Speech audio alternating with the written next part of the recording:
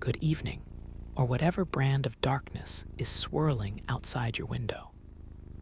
Glad you are here, settling in for a story with questionable standards of hygiene.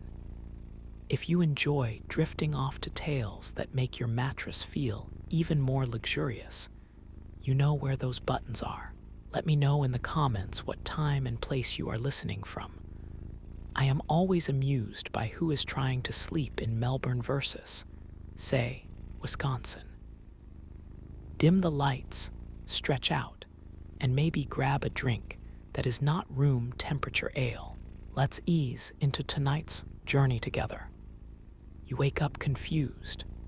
Something is wrong. First, there is an unfamiliar weight to your limbs, as if you have borrowed a body built from leftovers and regret. Someone's elbow is wedged professionally into your ribs, not in any romantic way. Your cheek is pressed to a splintery wooden board that feels like it was sanded with rocks and seasoned with 1,000 spilled drinks. You try to turn your head. Immediately, the air informs you of your mistake. The scent here is not one note, but a chorus. Heavy smoke twists with the raw honesty of sweat, the sharp bite of cheap ale, and the complex undertones of centuries of feet. There must be 1,000 years worth of spilled beer steeped into these floorboards, each one competing for your nostrils' attention. You inhale again, out of curiosity, or maybe denial, and find that curiosity does not pay off. Your tongue feels woolly. Some brave, sticky residue clings to your lips. You hope it is ale and not something more mysterious, but this room does not seem like a place where hope thrives. As you try to sit up, your bones complain.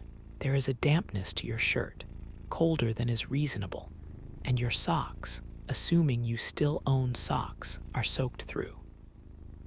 You remember, with a sense of personal loss, all the things you have left behind: your toothbrush, running water, dry cotton, and the basic expectation that bodies are not for sharing.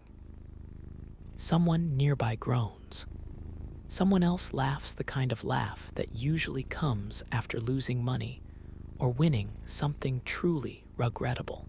There's a fire roaring in a crooked stone hearth, but the heat does not reach you. Instead, it fights a losing battle with the wind leaking through warped shutters. The smoke clings low, hugging the uneven ceiling, drawn toward your lungs by some tragic, magnetic urge. You glance around, hoping for a friendly face, or even just a face without open sores. The first person you make eye contact with manages both eye contact and a sneer, which is frankly impressive. You look away fast enough to avoid a challenge. Music twangs somewhere, if you can call it music. A fiddler plays an instrument that may or may not have actual strings, and the local chorus of drunk singing follows at its own pitch and tempo. There is a brief flash of optimism. Maybe you will be swept into a rollicking tale of adventure or romance. Then a mug flies past your ear, missing you by the width of a bad decision. The mug lands, shatters, and a slow puddle works its way toward your knees. Even if you wanted to stand up and escape, your legs are numb from the unforgiving bench and someone else's body weight. A kindly barmaid, if that is what she is, nods at you and slides something resembling a cup in your direction. The contents are warmer than room temperature, but not nearly warm enough to be comforting. You raise it to your lips, hesitate, and then lower it again. For a split second, you miss drinks that come in glasses that do not make you question your last tetanus shot. You notice your fellow tavern citizens. One is unconscious, face down in a puddle. Another stares into the fire, perhaps regretting every decision since birth. A third picks something from his teeth with a bone, but offers a polite enough nod. So that might mean friendship or robbery. You glance down and discover your shoes, if they can be called that, are one wet toe away from retirement. You wiggle your feet once, twice. There is a squelching sound. You try to convince yourself it is ale, but you know this is wishful thinking. If you were hoping to meet your soulmate tonight, it seems fate has other plans. Unless your type happens to be a limping woodcutter with an enthusiastic cough and one eyebrow. You sigh, the sound swallowed by the low roar of a truly lived-in crowd. This is not a place for modern comforts. It is not a place for modesty, softness, or the illusion of privacy. But here you are, sticky and achy, blinking in the flickering light, waiting for the night to decide just how much stranger it will get. And really, you have only just arrived. You decide to take stock, not that counting your blessings will take long, but you want to know what fresh hazards you are dealing with. The ceiling hovers somewhere above, blanketed by a crust of black soot that is both impressive and unsettling. Every time the fire spits, another feeble wisp of smoke joins the ancient collection up there, like the ceiling is auditioning to become a second floor, entirely made of carbon. The lighting leaves plenty to the imagination. A few wall-mounted torches, flickering bravely, do their best to illuminate exactly 3 feet in any direction.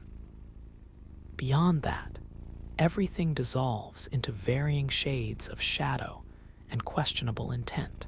Whoever is singing near the doorway might be missing half their lyrics, but you will never know for sure, because it is impossible to see much further than the next sticky tabletop.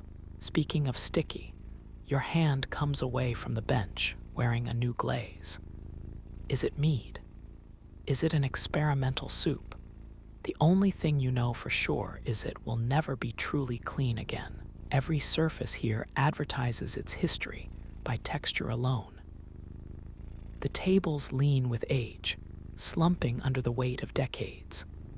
Worth of elbows, mugs, and the occasional dramatic gesture gone wrong. If you were hoping to set your phone down, forget it. Anything that lands here is now community property and probably contagious. You try to move. Too bad the crowd is not just dense, it is mobile. Bodies bump past you at unpredictable intervals, fueled by hearty enthusiasm and a relaxed approach to personal space. There are shouts at the bar as one man insists he paid for 2 ales, and he will not leave until someone invents the receipt. There is laughter, singing, and for a moment, a definite braying noise that sounds suspiciously like a goat. Whether the tavern has livestock as guests or staff is never clarified. The air is where hope goes to die. Imagine a blend of old ale, smoldering wood, and the back of a stranger's throat. Then add mud, wet dog, and a suggestion of something agricultural. No candle or spritz of air freshener has touched this place, unless you count the scent of burning fat when something from the kitchen goes wrong. You spot a promising chair. Hope flickers. Maybe here, just this once, you might find a patch of dryness, a little oasis of comfort. As you get closer, a large man beats you to it. He collapses, sending a shockwave through the bench. His tankard sloshes its contents down his front, which seems to improve matters for both him and the bench, given the pre-existing stains. You move on. Another seat reveals itself, looking surprisingly vacant. You glide in, only to stand up just as fast. The seat is not only wet, it has a temperature and texture better left unexamined. You try to casually wipe your hands, but the only available cloth is your own clothing, which now graduates to the next level of medieval immersion. Around you, the crowd keeps thickening. A woman belts out a folk song you will not find on any playlist. Someone bangs a mug for emphasis, hoping to be heard over the waves of conversation. And every so often, a rowdy cheer when another round arrives. Someone else proposes a toast, and it is not clear whether they are celebrating, commiserating, or challenging you to a duel. You offer a polite nod and avoid eye contact. The floor is a marvel in itself. Every step is an adventure. Here is a patch of hay meant to soak up spills. There, a muddy boot print leading directly onto your own foot. Your boot squelches, and the sensation is not improved by imagining just what was spilled here over the centuries. Underfoot, countless mysteries remain unsolved. There are bones, probably chicken if you are lucky, and something that crunches in a way that definitely is not food. You pause, breathing shallowly. The idea of an appetizer, a little bowl of salted nuts or chips, strikes you as the height of luxury. Here, the only snack within reach appears to be whatever bread fragment you can pry from the table, assuming you are comfortable with the odds. Over in the corner, someone attempts to dance. It begins with joyful stomping and ends with a spectacular collision into a bench, taking both dignity and 2 mugs with him. Everyone laughs, which in this place means either camaraderie or a sign to keep your head down. You begin to think longingly of modern nightlife, the bathrooms that lock, the bouncers who only ask you to leave politely, the handful of friends you actually know by name. If someone left a 3-star review for this establishment, it was generosity or perhaps illiteracy. Somewhere across the room, the goat, yes, it is definitely a goat, climbs onto a lower shelf and inspects a loaf of bread with the expertise of a regular. At this point, even the livestock expect to be served before you. The air grows thicker as the evening drags on. Heat from bodies, heat from the fire, heat from the cumulative anxiety of visitors who, like you, realize there is no escape until sunrise or until you forget your standards entirely. You settle for perching awkwardly on the edge of a shared bench, resigned to your fate and your steadily stickier elbows. If nothing else, you have an utterly authentic night out. No velvet ropes, no cocktail menus, no coasters with ironic slogans, just a crowd, a goat, suspicious floor puddles, and the undeniable urge to keep your shoes on until you make it home. Or at least, until you remember which century you came from. You take a moment to assess the outfit destiny has saddled you with. At first glance, it is just fabric and string, nothing too menacing. But a closer inspection reveals a tapestry of stains and mystery smudges. Your shirt is thick, somewhere between burlap and towel, with seams that have never heard of comfort or thread counts. A collar scratches at your neck. It manages to be both too high and too limp, drooping on one side as if even the shirt is tired of itself. Everything sags in a way that suggests long service and little soap. The color is hard to define, somewhere in the range of dishwater and questionable potato. Under your arms, damp patches bloom, unapologetic and fragrant. There is a rough wool vest wrestling your shoulders, paired with hose that feel about as private as a hospital gown, but twice as itchy. Then there are the shoes. Calling them shoes is generous. Bags, perhaps, loosely attached to your feet with leather cords and noble intentions. The left trudges along, determined but hopelessly flat. The right has a lumpy surprise near the toe, maybe straw, maybe last year's mud. Who can say? Every step is announced by a squelch or scuff, a constant reminder that blister balm is centuries away. The crowd around you is a festival of fashion fatigue. People are cloaked in linen, wool, or whatever they manage to drape around themselves before stumbling out the door tonight. Belts ride high, tunics ride low, and essentially everyone seems to have made peace with pit stains. Personal grooming here is less an emergency and more a lost cause. If anyone is judging you, it is probably because you have not yet produced a heroic odor. You try to catch your reflection in a patch of warped tin nailed behind the bar. The image is more suggestion than substance. But there you are. Hair has taken interesting liberties, standing up in tufts or sticking out at improbable angles. Your cheeks have a sheen that owes nothing to skincare routines. Evidence of the tavern, ale splatter, errant crumbs decorates you as if you have been marked by the establishment itself. You long for the reassuring hug of clean laundry. You miss the simple pleasure of a fabric softener ad, or the bravado that comes from knowing you have chosen your outfit on purpose. Here, the only sense of style you possess is a desperate hope for fewer fleas. The itch settles in as you shift your weight from one foot to the other. The wool vest grinds mercilessly at your neck and arms, as if it has a personal vendetta. Wherever your socks end, discomfort begins.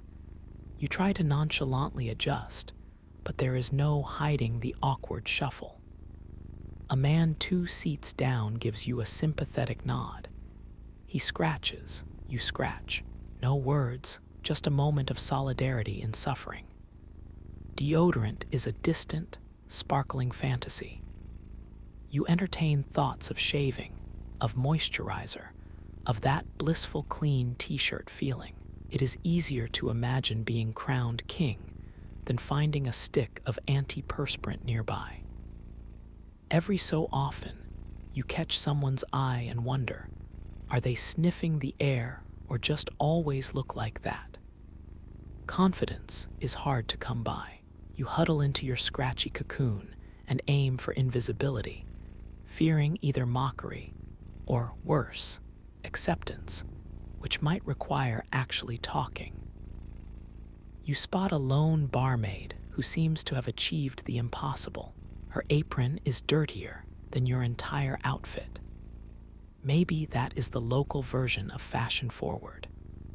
The noise, the smells, the shifting tangle of bodies, everything tells you that nobody really notices or cares about your questionable couture, at least not compared to everything else fighting for attention.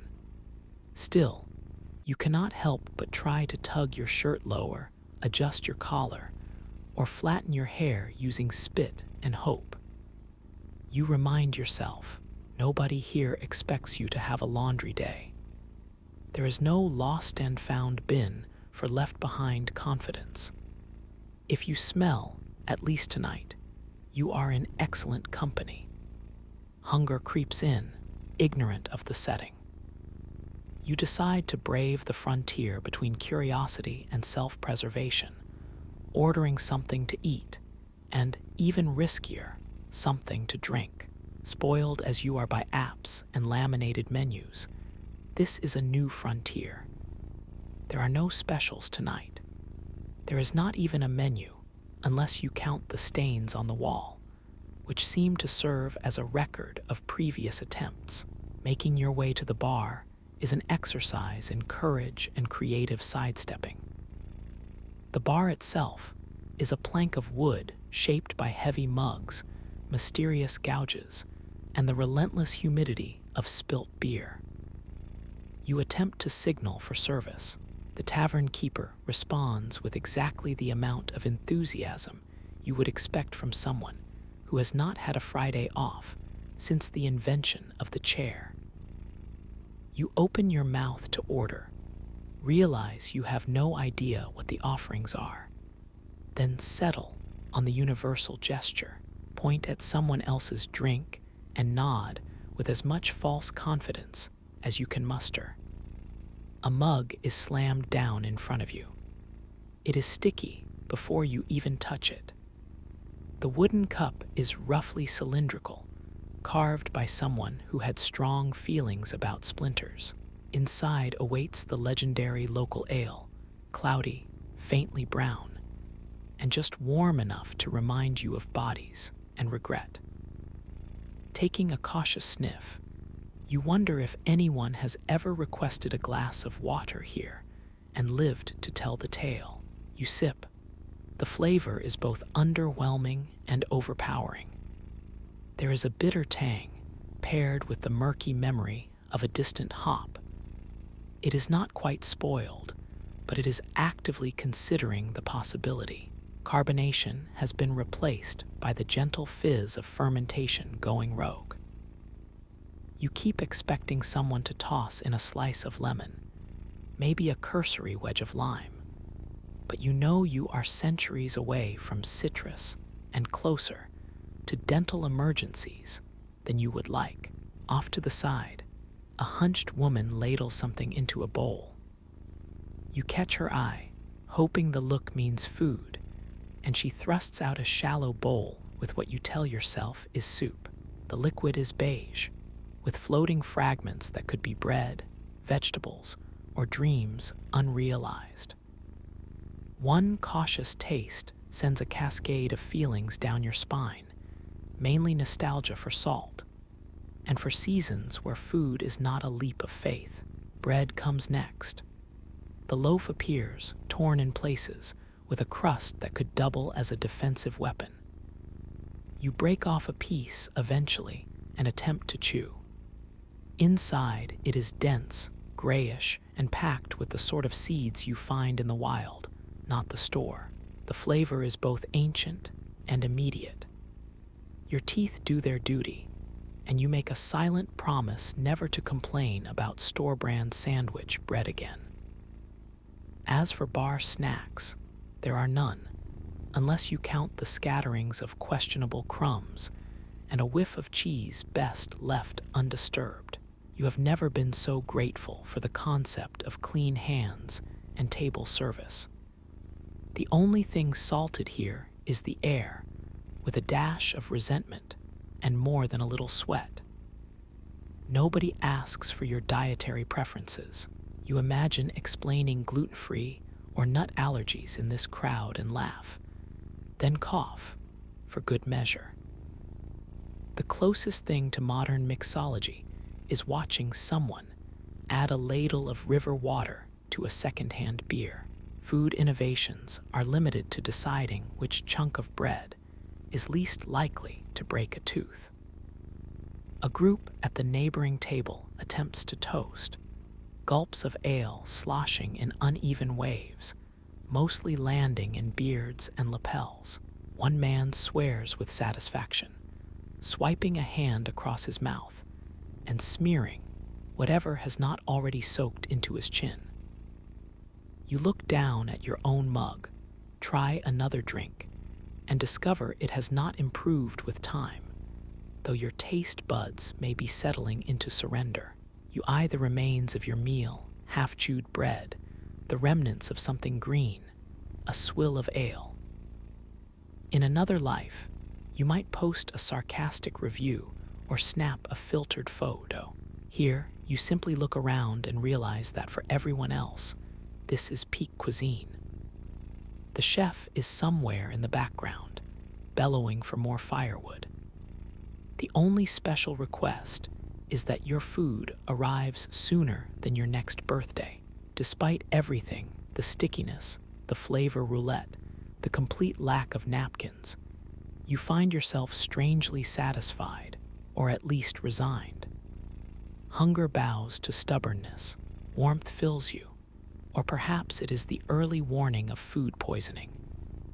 Still, in this room, surrounded by laughter, spilled drinks, and a parade of culinary bravery, you are fully present. If only you could warn your past self about the joys of warm, flat ale and bread with more personality than flavor.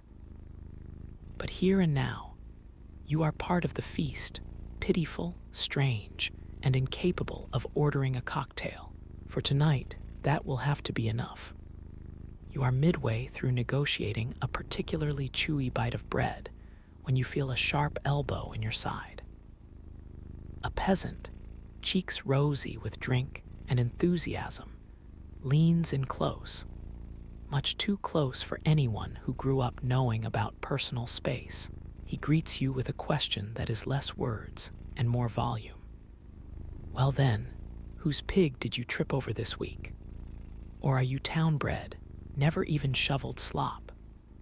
Before you can invent a background that sounds halfway plausible, he launches into a story about his cousin's eel-catching contest and the unfortunate results involving a barrel of old turnips.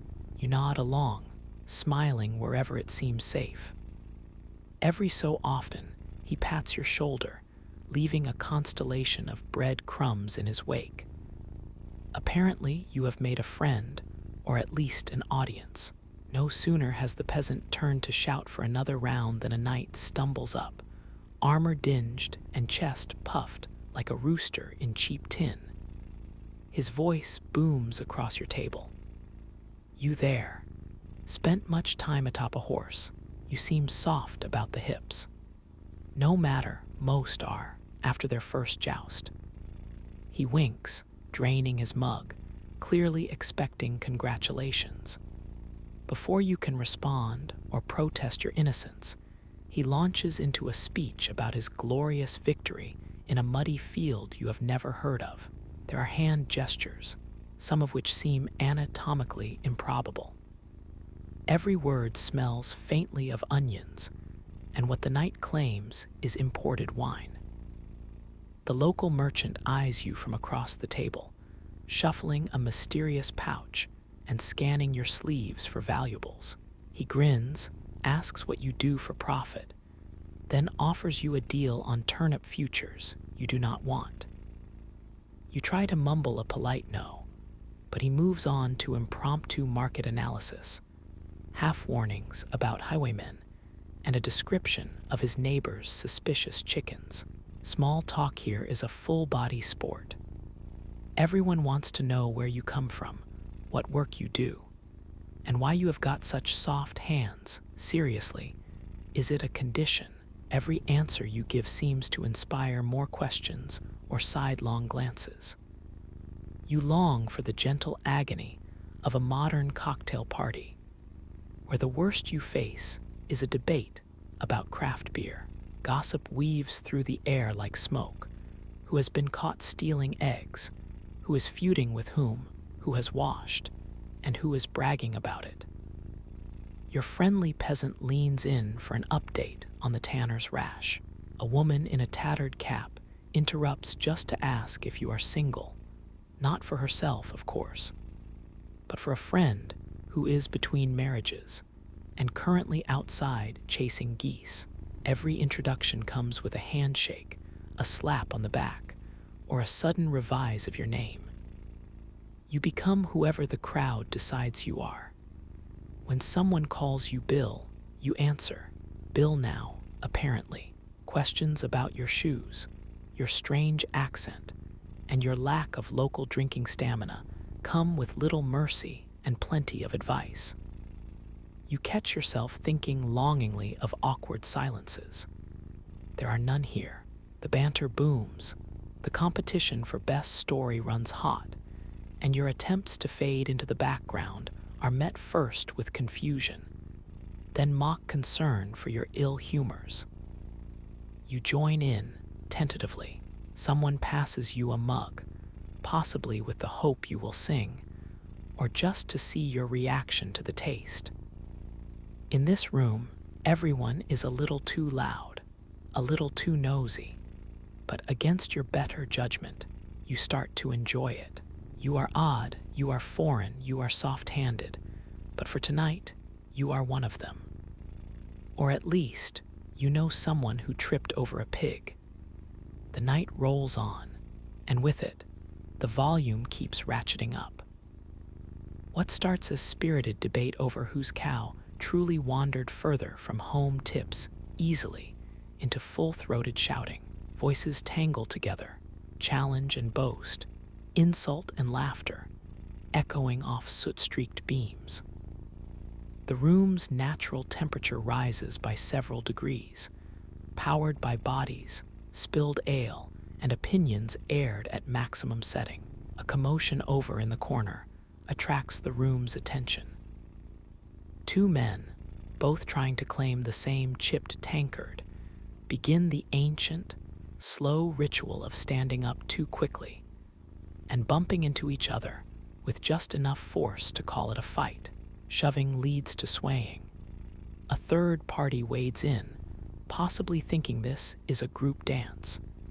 And now half the bench goes sliding sideways, mugs clattering to the sticky floor. Someone yells encouragement, but you can barely see which side they are on. Amid all this, a would-be musician perches on a stool with a lute. It is unclear if he has ever practiced, or if the lute is mostly ornamental. He plucks out a tune of such heroic uncertainty that even the local goat seems disturbed. The crowd groans and shouts for different songs, their requests growing more creative, anything to tempt the player off that stool.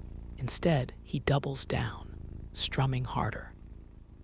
The melody, if you can call it that, wobbles in and out of tune, inspiring a mostly rhythmic stomping that sounds like furniture being moved upstairs during an earthquake. Just then, someone's empty mug skids across your path, missing your knee by the slim margin usually reserved for magicians' tricks and sheer cosmic luck. You realize you have been pressing yourself flatter and flatter against the wall, as though wishing yourself into the stone. A stale biscuit follows, hurled by a woman aiming for the brawlers, but landing squarely in a bowl of turnip soup. The crowd cheers.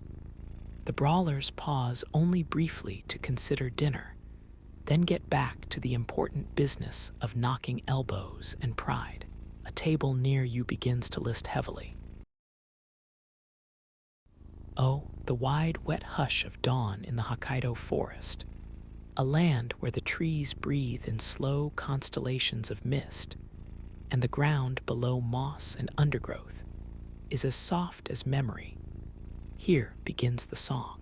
Here, on a narrow slope washed in pale blue shadow, Kiyoshi listens, ear pressed to the earth, for the cadence that echoes deeper than roots. He is neither a small boy nor yet a man, 20 years old, lean with the cautious hope of youth, muscles tensed against the cold, and heart gathering what time the world will still allow. The village lies shrouded by fog. Peaked thatched roofs sag beneath the weight of silence. Smoke curls from the cooking fires, rising like offerings to the implacable sky. It is the hour before lessons, before the imperial bell tolls, when Kiyoshi's grandmother, Yi, old as wind-worn birch and twice as resolute, summons him to the hearth where the drum sits. Shrouded in deer hide and stories, she unwraps it gently. A frame drum, rim of alder wood, surface weathered as her hands. Every scar on its skin marks a prayer. For good salmon runs, for gentle winters, for the fierce protection of a people dissolving day by day on the tide of a state intent on annulment. Her voice is low, a river running beneath snow, shaped by long years of endurance. We have a rhythm the officials do not hear, Yi murmurs. Listen, Kiyo. She places the drum across his lap, stretches his fingers wide. The first beat is gentle, tentative, a question tapped softly against wood. Another joins, then a third, until the room's darkness is mapped in quiet thunder. Each vibration settles into Kiyoshi's bones, memory lodging itself deep as marrow. But outside, order strains to intrude. The mainland school looms at the edge of the forest, all straight lines and new cement, banners bright with the flag and slogans. There, children are pressed into language lessons that twist the Ainu tongue into silence. Culture hangs on the edge of disuse, as teachers insist always on obedience and erasure. Kiyoshi's mother, Aiko, sits across the room, wringing her hands in her lap. Each morning, the communal dread seeps into her movements, a fear not merely of what will be lost, but of what will be forcibly forgotten. She remembers the night the officials arrived, bearing their decrees, that the drum is superstition, that the children must learn civility, that only standardized words belong in their mouths. Her husband has retreated into weary acquiescence, eyes dark with unshed regret. But Kiyoshi wonders, does the world truly change because men say so? The woods beyond the village have not learned this script, the foxes and cranes, the river tracing lazy bounds through willow, the snow, when it comes in heavy silence. They move to music unchanged by the edicts of city men in boots. Kiyoshi, too, would live by this pattern, guarding what can be held, even as he learns kanji and bows too low before the teacher's desk. He drums in the pre-dawn, Yi's hands guiding his rhythm, small, delicate corrections that mean more than lectures. When he closes his eyes, it is not his own face he sees, but a procession of ancestors, dancers, singers, fishermen, every drumbeat an invocation. This is not bravery, but necessity, a heartbeat against the hush, lest the pattern unravel entirely. He dares not bring the drum to school.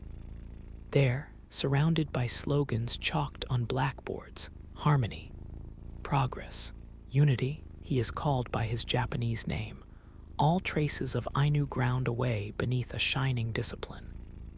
Still, his fingers ache to tap desk and thigh, to shape silence into pulse. Even in submission, his quiet rebellion persists, the old rhythms whispered beneath his breath, a fugitive song stitched between the lines of recitation. His parents' fear is palpable, something lived rather than spoken. Kiyoshi feels its chill every time the postman's bicycle clinks up the lane with more pamphlets, more reminders of the world's shifting shape. Yet against this, the drum's echo throbs, unkillable, a secret inheritance. In the long blue moments before school, while the tea simmers and the embers fade, Kiyoshi's longing for continuity, some shape of the past that might endure, sings softly inside him, impossible to stamp out, each day more urgent, and so life narrows. Between the lessons and the drum, between public obedience and private echo, Kiyoshi stands poised, knowing that every drumbeat could be forbidden by noon, could vanish forever if the right ears overhear. Yet he plays on, carrying the rhythm into the world's indifferent light, one palm's hush after another. The forest, the family, and the last drum, all teeter on the same edge, trembling into the future, hoping the memory holds. Under the hollow glare of school lights, Kiyoshi holds himself inside an invisible cocoon. The uniform's starched seams pinch. The air here is thin with enforced conformity, a brittle pressure building beneath every lesson. The morning's drumbeat, still pulsing in his hands though they rest idle on the desk, becomes a private thrum, a whisper far deeper than the rote memorization of imperial dates or honorific syllables. His classmates, Ainu and Wajin alike, drift on islets of isolation, each face stilled by the same uncertain wariness. Teachers observe from behind angular spectacles, eyes skimming over those who might resist, searching for errant gestures or stray words from the forbidden tongue. Kiyoshi repeats the new sounds, lips careful on foreign vowels. Each phrase he learns is a substitute for a word lost, each character written an act of necessity. Inside, he feels the space left behind, a vacancy that no textbook can close. On the wall above the blackboard, the emperor's portrait hangs. Stern, pale, untouchable, a symbol of an unreachable order enforced with gentle, unrelenting hands. Sometimes Kiyoshi wonders whether, in some distant city, these men believe their version of progress can truly saturate the forest's roots, or if they sleep uneasily, haunted by old songs they cannot quite erase. At recess, he finds the edge of the yard, where the fence surrenders to wild tangles of bamboo. Here, the wind gathers in low moans. Kiyoshi presses a palm to the earth, feeling for the shape of vibration, the memory his grandmother shaped with every crackle of her fire. The land does not forget its people, he thinks. In a moment alone, he sketches drum rhythms on the dirt with his finger, quiet as a prayer, wishing, just for a moment, that the ground might answer back. When school ends, the world unspools itself with sudden length. Sunlight caught in branch shadows, the air thick with the scent of drying leaves and distant shorelines. Older boys jeer at him, sometimes flinging stones, sometimes just words, made sharper by the knowledge of shared exclusion. They too have grown wary and brittle in the crucible of daily discipline, wary of provoking the teachers, or their own aching sense of difference. Kiyoshi, moving silent along the margins, hears the drum in their footsteps, knows their anger as a muted echo of the fear all their families carry. Home, the house and hearth offer a transitory calm.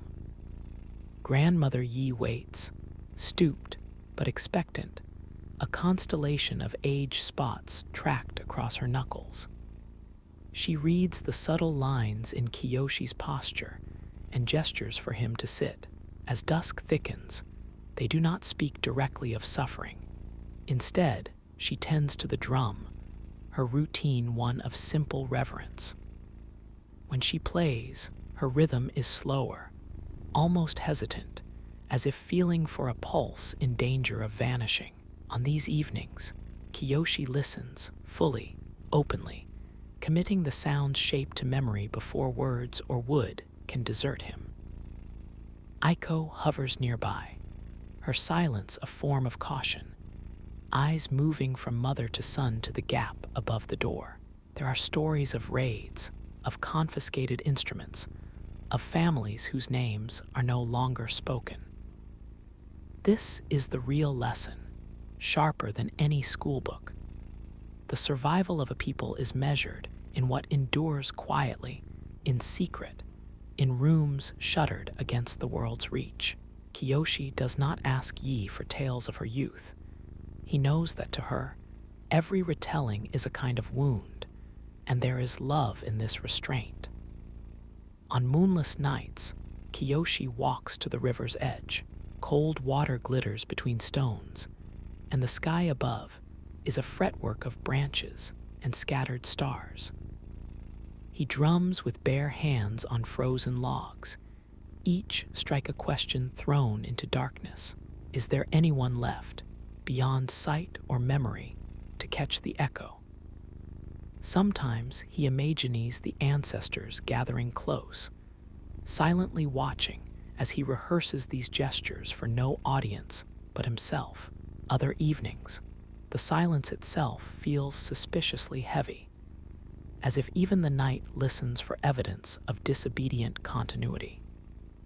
In these hours, Kiyoshi's longing shifts from defiance to a more plaintive wish, not just to preserve the instrument, but to keep its meaning alive, to transmit some resonance across the chasm opening beneath his generation. He studies the shapes his fingers make, tracing shadowy patterns, wondering how long a single drumbeat can last against the weight of new laws and the hush of collective fear. Yet despite everything, the rhythm persists, soft, uncertain, but present, a stubborn phrase just beneath silence, yearning to outlast forgetting. The season turns, and Hokkaido wears its deepest winter. Snow descends in slow, determined veils, the island muffled by a stillness both isolating and tender. In the white hush, footsteps vanish almost as soon as they appear, and the cold presses against the walls of Kiyoshi's home as if eager to sift memory from all it finds within. Yet, even as drifts grow along the roofs and deer move closer to the boundaries of the human world, another kind of urgency settles. Traditions are more vulnerable now, as if old customs, too, might be lost beneath the mounting whiteness. Within the cramped warmth of Yi's cottage, the drum is hidden more carefully, wrapped in extra cloth and tucked beneath mats when not in use. The family eats in near silence, hands close to the fire for comfort, their conversations reduced to gestures. The basic economy of affection and necessity. Sometimes, when Kiyoshi returns home from school through snow that dazzles so fiercely it burns the eye, he sees in the village an odd duality. A community outwardly compliant, stocking up on imperial calendars and singing the state's New Year songs, while, beneath the routines, old alliances continue in private glances, fleeting exchanges, the passing of an herb or story beneath the hush of frost-laden eaves. On a night thick with snow, Yi draws Kiyoshi close. The kerosene lamp flickers, amber halo carved deep into shadow. She holds her drum in her lap and hands him a strip of deer sinew. He watches her wrist-string one edge, her hands steady despite the ache of age. "Nothing in our lives is made to last alone," she murmurs. "But together, even these simple tools hold the shape of us." She teaches him new patterns, fewer in number as the months pass, but grown richer with the weight of time. The rhythms are different now, darker, more contemplative, like the winter river beneath ice. Yi's teaching becomes increasingly silent, relying on the mutual understanding between their hands, the way pressure and timing can shift the meaning of a beat, the way the air between drum and heart is crowded with everything left unsaid. Meanwhile, Kiyoshi's days at school grow more brittle.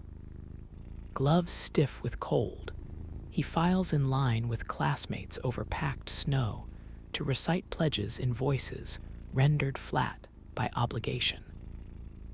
The teachers have grown stricter. A rumor, like winter wind, travels through the halls. A neighbor's house was inspected, a carved idol taken, a few family names removed from the school roster. Each notice posted in the corridor brims with warnings: what not to keep, what not to say, which games and songs are now forbidden. Their authority seeps into every unguarded corner, crystallizing as a kind of frost upon the soul. One day, returning from errands, Kiyoshi's fingers raw from the market's chill, he sees a trio of older men in formal coats standing at the far end of the lane. They speak quietly with his father, their tone grave, gestures practiced. Kiyoshi stiffens, watching from a narrow vantage, tension pooled in his gut. The discussion soon disperses into the murk. His father, face ashen, returns home gripping a small pamphlet, a new set of rules, lines he must not cross, reminders of trust's fragility. That evening, anxiety cracks the household's surface. Kiyoshi overhears Aiko and his father arguing in soft undertones, their words slipping into silences heavy with frustration. The threat is real, immediate. Household searches are imminent, There is talk of what to hide, what to destroy if need be. Yi listens, silent. At last, she gestures for Kiyoshi to follow her into the shed, torchlight glinting against old tools and drying fish. She places the drum in his hands, its surface cold as stone. Her eyes, small and fierce, meet his. "You must remember," she says, voice unyielding, "not just the sound, but the shape, the way it lives in your hands. They can take the thing, but not how you make it." The night stretches long. Kiyoshi, unable to sleep, sits by a window rimmed with tidal frost, turning the drum over in his lap.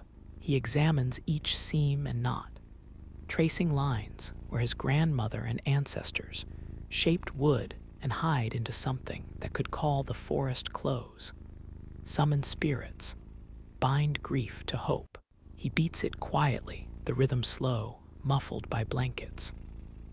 In that resonant hush, snow sifts steadily outside, a pale world sleeping while inside. He preserves the invisible pattern knowingly, desperately. With dawn, the snow ceases and stillness sharpens. Over breakfast, there is no need for words. The family shares a look heavy as iron. In Kiyoshi's chest, beneath the weight of uncertainty, he feels the drumbeat change, now not only a song of remembrance, but of vigilant expectation. Each sound is newly precious, a code passed down in secret, made holy by the threat of its imminent vanishing. The resonance survives, for now, in the hush of winter, nested in snow and silence, awaiting the trial that must come. As late winter ripens toward an ashen spring, the world outside Kiyoshi's door again begins to stir, no longer muffled but eager, jangling, uncertain. The snow recedes in sorry clumps, and beneath it emerges the battered skeleton of last year's life, sticks, roots, and the stubborn flare of wild mint, pale green against the gloom. In these wan mornings, something quietly unyielding returns to the village, a sense of restless watchfulness threaded across meager gatherings and wordless meals. The sense that time, like water beneath the thaw, cannot be perfectly contained. With the easing of the frost, government inspectors grow bolder in their patrols. Their boots press patterns into the muddy roads near the edge of the forest, trailing warnings that now seem to whisper through the air itself. Kiyoshi has learned to read the world by its absences. Laughter dwindling, conversations clipped into pieces, neighbors now careful with every greeting, as if an old friend might be recording every syllable. Even the birds seem to quiet when the officials pass. Yet rebellion in this season is not a single act, but the patient persistence of detail. At dusk, Kiyoshi gathers with two cousins and an old fisherman's daughter beneath a willow at the river bend. They do not bring instruments or raise voices. They play rocks along smoothed roots, hum into their coat collars, watch the ripples bearing the sky's brief gold. Kiyoshi taps rhythms against his hip, silent yet precise, passing phrases to his companions in the coded language of the nearly erased. Each pattern is a reminder, we are still here. Their rebellion is as much endurance as defiance, a tenacity that lives across pauses and glances, and the thrilling ache of not being entirely alone. Rumors drift into the village. In distant settlements, a festival drum was found and burned, a singer's name struck from the records, apprentices conscripted into state-sanctioned labor far from their birthplaces. Sharp news, muffled as it arrives, crawls through the village like chill fog, sowing doubt among the oldest and stoking the restless hunger of the young. Kiyoshi's friends urge caution, but inside he feels something gathering, a need to mark a line, to prove if only for a fleeting minute, that their history cannot be so easily dispatched. That night, Yi finds Kiyoshi alone by the hearth, carving a strip of alder with trembling hands. She does not scold. Instead, she shares a secret. How, in her own youth, she once danced the bear-sending ritual at the edge of forbidden flame. Her voice is soft, barely a vibration, but her gaze is luminous. Sorrow only wins if you allow it to become silence. There is courage in her words, more than in any open resistance, a faith that memory is itself a form of action. The following week, a child disappears, not taken, but sent away, to a boarding school meant to erase wildness and sand the dialect from tongue and heart. The village mourns in fractured silence, too wary for ceremony, too proud for tears. Kiyoshi watches this loss settle upon everyone. Even the earth seems to sag. Yet out of this shared ache grows a resolve. During a thinning rain, he and his friends meet again. Riskier now, they know, but they bring with them what tools they dare: wooden spoons, an overturned pot, a hollow log dragged by moonlight from the edge of the wood. The sky above is turbulent, rimmed by distant lightning. For the first time, Kiyoshi dares to let the beat sound aloud, palms on the makeshift drum, gentle at first, then stronger. The others join swiftly, a chorus stitched from longing and refusal. The rhythm they gather is not old, not Yi's. It is new, sharply syncopated, a chorus of disruption and survival. Their faces are rapt, hearts straining with the thrill of voicing what has been suppressed. For a brief, trembling interval, the night is not governed by mandates and caution, but illuminated by the pulse of collective will. It is not a festival. There are no songs, no spirits conjured, but the sound ripples angrily outward, announcing itself to the field and the forest beyond, as if daring those who listen to name it or erase it.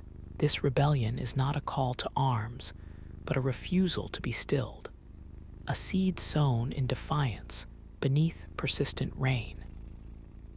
Afterwards, the group disperses, nervous laughter breaking what remains of the tension. Someone has seen a lantern swing in the distance, perhaps a neighbor, perhaps worse. Each melts back into shadow and home, hearts hammering, the echoes of the rhythm still surging in their blood.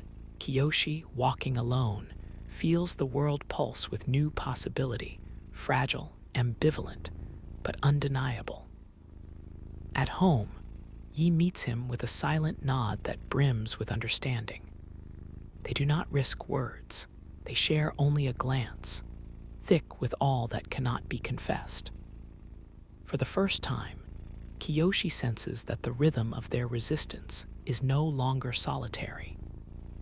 Against the tide of erasure, they have drummed something new into the night, brief, small, but durable as the memory of a fire glimmering through damp wood. The world for another day holds space for the last drum, and all who listen nervously, hungrily, to its call. Days lengthen. The spring sun strains through new leaves, painting dapples on the muddy lanes. Hokkaido, patient beneath its trials, begins to pulse with the delicate abundance of renewal. Jonquils flicker gold near the riverbank, and magpies weave uncertain songs from thicket to thicket. In this fragile season, the pressures upon Kiyoshi's world do not relent, but the air itself feels subtly altered. Possibility slips like pollen through what once felt impermeable. In the village, families mend nets and patch walls. Men gather by the communal oven, voices wary, eyes sharp. Yet within the cracks of routine, a different energy thrums. Quiet reunions, ostensibly for sharing tools or tending the sick, become moments of covert exchange. seeds of knowledge pressed hand to hand, a recipe, a phrase, a line of song hummed so softly it lives only in breath. Strength emerges in communion. The young learn to listen beyond words, attentive to the silent grammar of resilience. Kiyoshi finds himself recognized, if not openly honored, for his steadiness, his willingness to risk small gestures for the sake of the past, threading into now. Yi weakens, her vigor dimming even as the days grow warm. Sometimes Kiyoshi finds her at the threshold, half in sun, half in shadow, her gaze fixed on a place only she can see. She no longer drums herself, but instead offers gentle counsel. "The drum was never meant to be loud," she murmurs one evening, hands trembling over his. "It is meant to gather us, to call us back when the world is determined to scatter." He sits beside her, sunlight splintering in the windowpane, and listens, more intently than ever, as she teaches him what cannot be codified: how to see wind in the grass, how to mark time by the tilt of a heron's neck, how to sense, in emptiness, the echo of all that came before. Word arrives of another household searched, a family sent south with little warning. Men's voices gather with fresh urgency in the evenings, their plans an anxious counterpoint to the official decrees read aloud in the square. Kiyoshi's father struggles between compliance and indignation, his silences deepening with each passing notice. Yet Kiyoshi grows into his inheritance, assuming quiet authority. The drum's hiding place shifts again, wrapped in new cloth, the secret known only to him and Yi. The village is made smaller by fear, but also bound closer. At dusk, a handful of youths gather under pretense, repairing fences, tending goats. Yet always, eventually, forging a ring where old wisdom circulates fresh and sharp. Kiyoshi does not always lead, but when he does, his rhythms are simpler, more spacious. Each tap a question, each silence an invitation. The others learn by watching, by mimicry and suggestion, not declaration. Sometimes, one will begin a phrase, a different rhythm, or a remembered lyric, and it is picked up and passed hand to hand, a thread in the invisible fabric stretched across the gathering dark. When a brief truce falls over the land, inspectors busy elsewhere or perhaps only lulled by the constant, minor dramas of rural life. The river glimmers silver, frogs trill from hidden banks, and the village dares a muted sort of celebration. Food is shared, stories loosely told. In the half-light, Kiyoshi brings out the drum, not loudly, not at the circle's heart, but cradled closely, sound muffled beneath his palm. It is not performance, but invocation, a murmur offered to the air as if to remind the gods and ghosts alike, we are not entirely lost. Yi's final days are gentle. She drifts between sleep and waking, sometimes smiling faintly at a story retold, sometimes squeezing Kiyoshi's hand in wordless approval. When, at last, she slips away, her passing is marked quietly. There is no drum at the funeral. The elders nod gravely, eyes shining, as if understanding the shape of restraint surviving within austerity. That night, Kiyoshi sits outside, wind cool against his cheek, drum nestled between his knees. The village is motionless, shadow-wrapped, save the distant bark of a fox. He does not drum aloud. Instead, he feels the instrument's weight and silence, recognizing in both the marrow of all he has inherited. After, life shifts again. Aiko, mournful but dignified, keeps the house. His father's anger settles into a wary care. Kiyoshi moves through the days with a new gravity, his gestures imbued with the deliberate grace of a custodian, he continues his studies, tending both scripted lessons and those older, more essential, each day a negotiation, a balancing of identities wound ever tighter by necessity, sometimes in odd places, a corridor's hush, an open window, a call to the fields. He catches an echo, a low rhythm traveling on wind, too faint to name, enduring despite all. So the legacy endures, not as proclamation or public rite, but as a current woven through days and gestures. In every quiet morning, in every shared glance, in every soft tap, whether upon knee or table or heart, the last drum's presence lingers, a faith passed furtively, stubborn as the wind that combs the Hokkaido grass, impossible to corral or subdue. Out in the open, life bends to the new order, but beneath, in the hush between words, lives the pulse of all that history could not erase.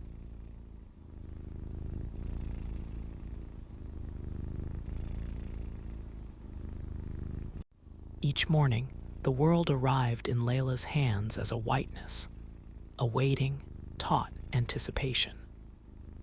The blank parchment, edges curling in the early Istanbul breeze, accepted her hesitant touch with a forgiveness that felt ancient. From the high casement window of the Imperial Eitlay, the workshop whose walls had harbored generations of her kin, one could gaze across the city's tiled roofs and shifting tides of the Bosphorus, eastward toward the faint ghost of Asia. Yet Layla kept her eyes low, to the concentric rings of her ink, to the delicate tremor of her nib as she coaxed the world into imagined lines. Cartography, the art her ancestors once practiced with an imperial reverence, was in the blood plate of Layla's family. Her grandfather's thick-fingered hands had arched over this same table. His voice, hushed and precise, had soothed her childhood with tales of oceans crossed and mountains measured, with stories of sultans who traced the empire's skin in ever-sprawling arabesques. Her mother, too, had labored in these rooms, her calluses a quiet defiance, proof that a woman could shape the boundaries of empire, if not its politics. But now, the room pressed inward. Dust softened the once vivid carpets. The great globe in the corner spun rarely. Its colors faded like old bruises. The apprentices' seats, once crowded with sharp-eyed youths, were fewer.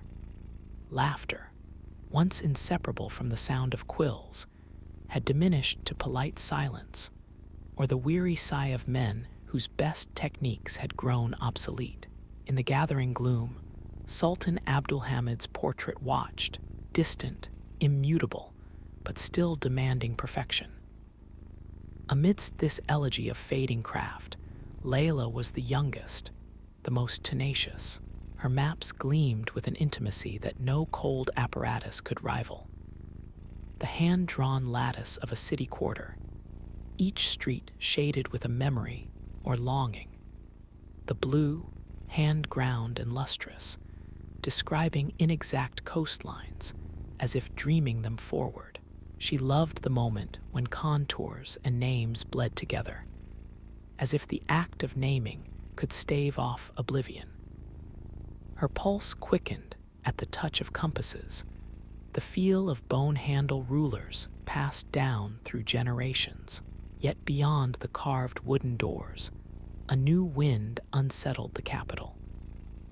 The empire's engineers, fresh from Paris and Vienna, spoke of theodolites and trigonometric surveys, of maps produced by machines, with a precision unclouded by artistry or nostalgia. In meetings and salons, Layla heard the words efficiency, modernization, rationality, the future, like stones tossed into her tranquil, inky pool. Even her master, venerable Master Magyar, had begun permitting foreign wax tablets, and unfamiliar lattices of numbers into the atelier, his fingers trembling as he introduced the apparatus, with the practiced neutrality of a man surrendering territory he had cherished most of his life. At home, Layla witnessed the refracted worry in her mother's silence. Their small apartment above the spice merchant's shop felt newly vulnerable. Conversations, once lively with news of voyages and commissions, were cut short when unfamiliar footsteps passed below. The fear was simple, almost plebeian.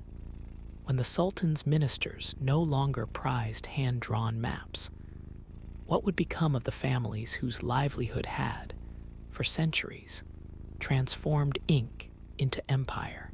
Still, with dusk filtering through the window in pale ochre layers, Layla retreated to her drawings.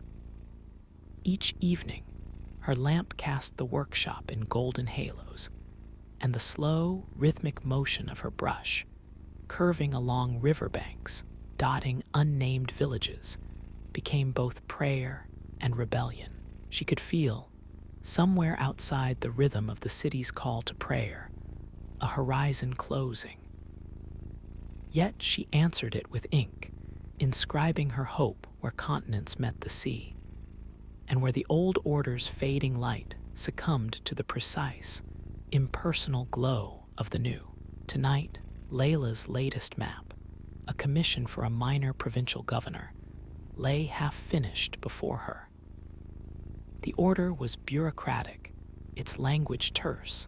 It asked only for boundaries and roads, and for the new European scale to be observed. Yet at the page's edge, Layla allowed herself a small transgression. A copse of imagined cypress trees, rendered in flowing script, where none had been surveyed. For in that refusal to become nothing but a scribe for power, she found a slender thread of freedom, haunting and fragile as the first silver moon on the Bosphorus. Unseen, she smiled. The empire's boundaries might shift, but her map, for one evening more, would bear the imprint of her hand, her lineage, and her quietly stubborn soul. The seasons edged forward, and with each passing week, the atelier's air thickened, not with ink, but with foreboding. Layla observed as Master Magyar carried his uncertainty like a fine crack across porcelain, sometimes invisible, sometimes refracting bitter light. New edicts echoed through the vaulted halls, spoken by visiting officials in foreign-cut coats who carried watch chains and spoke more French than Turkish. Their words were heavy with transformation, yet empty of the tenderness that once bound this sacred craft to the human scale. Layla moved within these halls, as if tracing both her ancestry and a vanishing path. On cold, clear mornings, she sought solace in the map archive, shelves bowing under the accumulated years, rolled sheaves bound with fraying cords, the old wax stamps of distant provinces long since lost to war or negotiation. Layla's hands caressed the vellum, fingers brushing margins crowded with annotations. Whispers of debates long stilled or arguments over the course of a stream winding through some mountain village. Here, past cartographers existed as ghosts, subtle voices, guiding her thumb along smudges of lapis indigo, or surprising her with the scent of ink and rosewater pressed between sheets that bore her family's initials. But outside this refuge, reform was no longer gentle. The empire's need for order and uniformity crept through the veins of the palace, outpacing the slumbering rituals of Layla's world. Exotic machines arrived in the courtyard, borne by porters in livery. Brass instruments gleaming with the cold certainty of geometry, their cases inscribed with foreign alphabets. Apprentices were summoned in clusters, their eager questions swallowed by explanations that came not in stories, but in numbers and instructions, precise and unyielding. Layla tried to follow, taking notes in her cramped script beside measures and meridians, but the lessons floated at a distance, a language of angles rather than of lands remembered. Master Magyar watched these changes with a mixture of resignation and defiance. In private, his voice softened as he spoke to Layla, as if imparting some last inheritance. He showed her the ancient atlas leather cover faded to dull sepia, corners worn buttery by centuries of hands. Each page was a tapestry of speculation and care, a rendering of not just space, but of the world's breadth and mystery. A map, he whispered, is always a confession.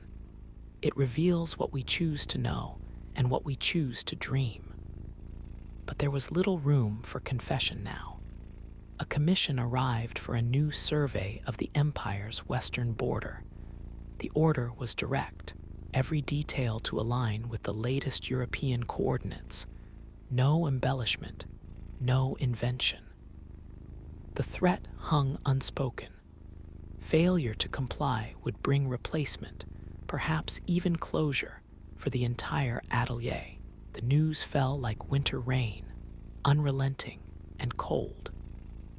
The elder apprentices murmured among themselves, voices sharpened by anxiety.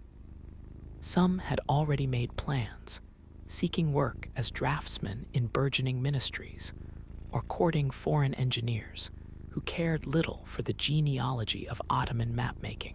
Layla felt these departures as absences she could not mend, gaps in the tapestry where familiar threads grew thin and vanished.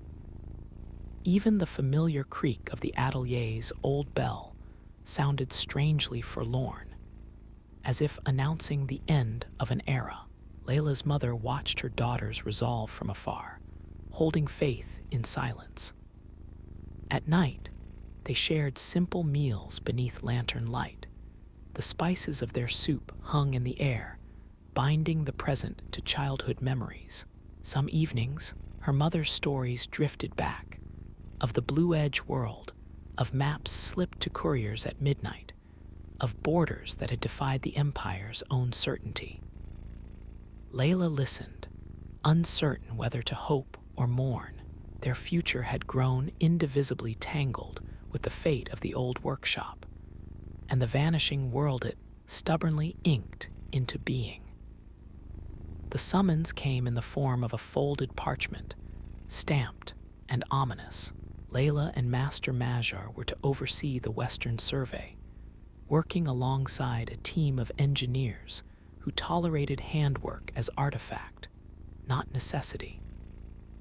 On the eve of departure, Layla packed her satchel, notebook, tools, a slender silver compass that had once belonged to her mother.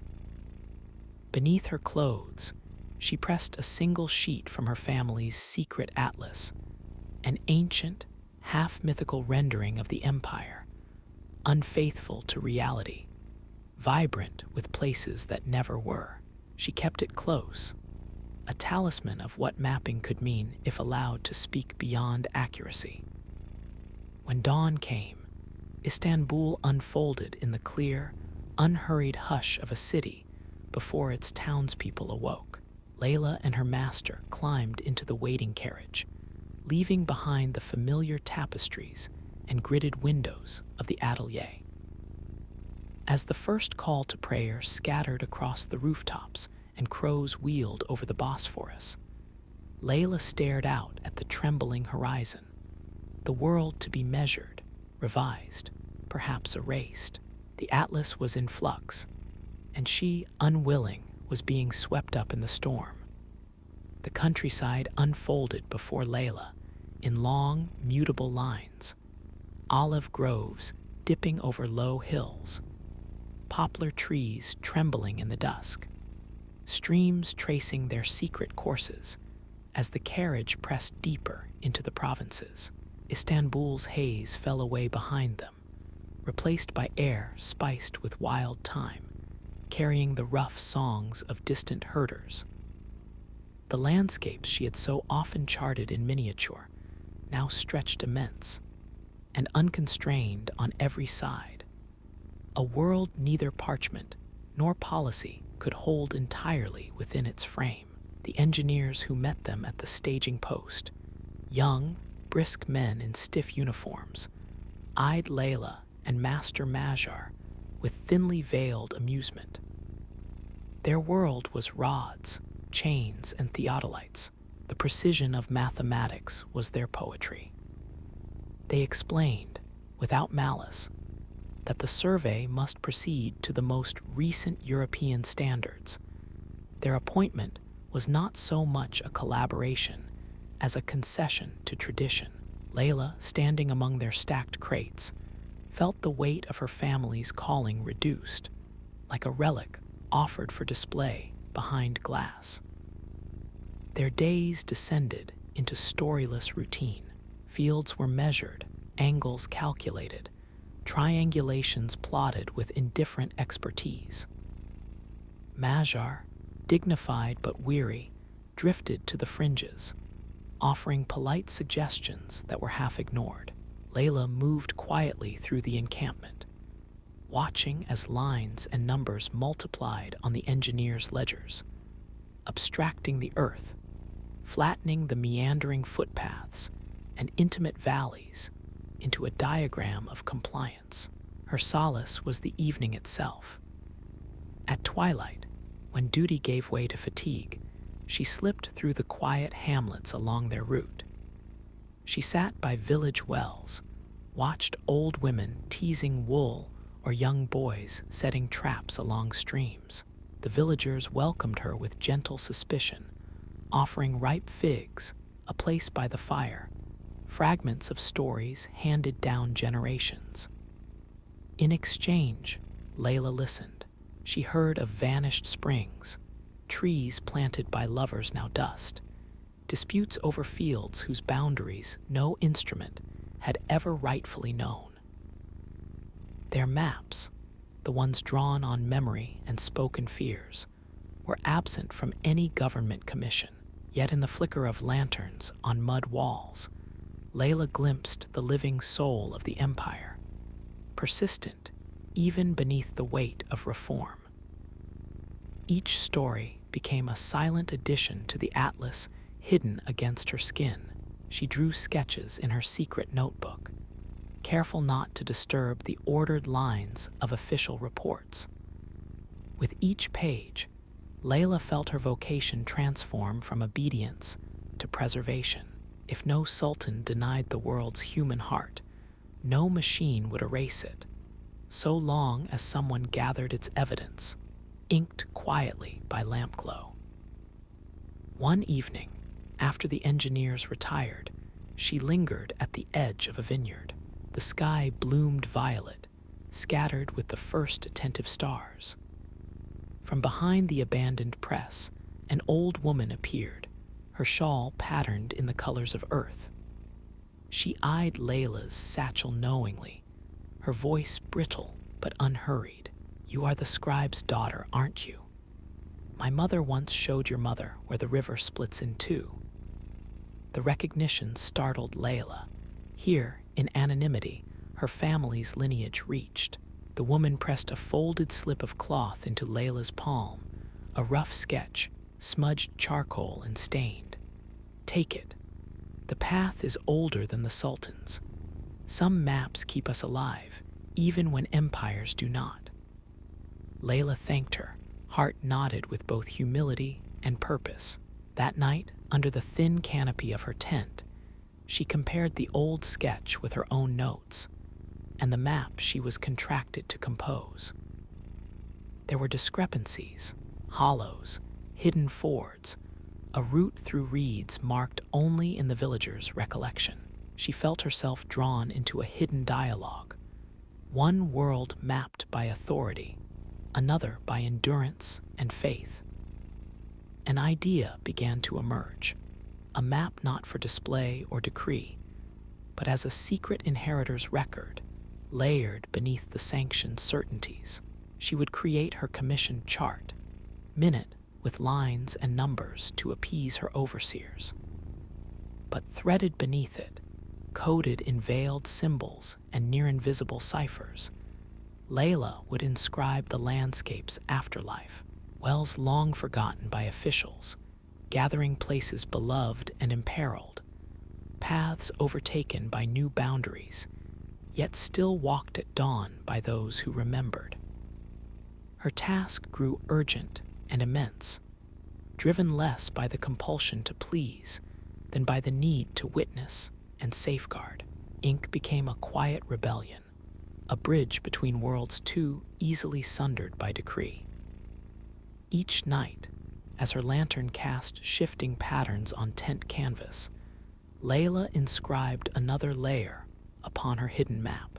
Over the weeks, unmarked tributaries and lost villages reappeared, alive in miniature, awaiting a day when someone, in another uncertain dawn, might need to remember more than geometry could ever hold. Day by gradual day, the survey advanced, and the boundaries of the empire's western province began to resolve, paper-thin, absolute in their clarity. Yet increasingly divorced from the lived realities they sought to define. The air above the encampment, once marked by the scent of wood smoke and harvest, grew colder and clipped, mirroring the brisk discipline with which the engineers tabulated their results. Figures poured in from every meridian, forming a latticework of rational lines. Orders for the final rendering arrived, terse and unyielding, leaving little room for poetry or the patient ambiguity of the old craft. Layla paced the perimeter of the new territory. Where her companions saw features to be surveyed and measured, she discerned the subtle thresholds, a stone cairn left by a forgotten ancestor, the trembling silence by a stand of trees reserved for prayer, the soft hollow at a fork where lost children were found. These details, invisible in the bright daylight of administrative reason, haunted her evenings. As dusk surrendered to the hush of crickets and the faint, repetitive song of an owl perched nearby, Layla's lamp would glow again. Her brush wove careful filigrees on her clandestine parchment, not in defiance of the state, but in honor of human continuity. Hers was an archiving of recollection against the anonymizing tide of the present. Opposition, quiet but sharpened by necessity, resonated through Layla's fingertips. She realized she was not crafting a mere artifact, but rather a thread linking past to possible future.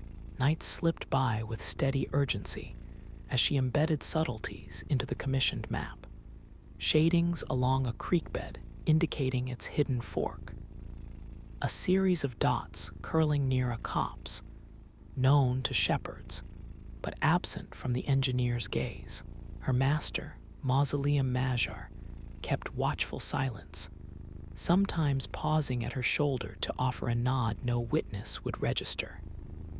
He, too, understood what lay at stake, that maps, if left too bare, left their people adrift in their own homeland. One evening, as the survey neared its conclusion, news reached the camp. In Istanbul, reforms had redoubled, more ateliers shuttered, their archives seized by state decree. Stories filtered westward of artisans dismissed, of tools auctioned, and library volumes carted away like old wares. The imperial city itself seemed to have grown wary of memory, intent on smoothing every jagged margin in the name of efficiency and order. Layla walked the camp's edge that night, watching oil lamps glint across the fields, feeling both far from home and more intimately tethered to its vanishing shape. The final day of the survey arrived with no ceremony. Layla submitted her map to the engineers, a crisply rendered chart annotated in flawless script, its gridwork as crisp as the formulas that underpinned it. There was no comment on her flourishes. Her coded embellishments, skillfully subdued, drew no suspicion. The engineers conferred, stamped the map with their seal, and sent it by fast courier to Istanbul. With their contract fulfilled, the team prepared their departure. Majar, the lines of his face drawn but his bearing resolute, gathered his few belongings and turned to Layla with a look both proud and resigned.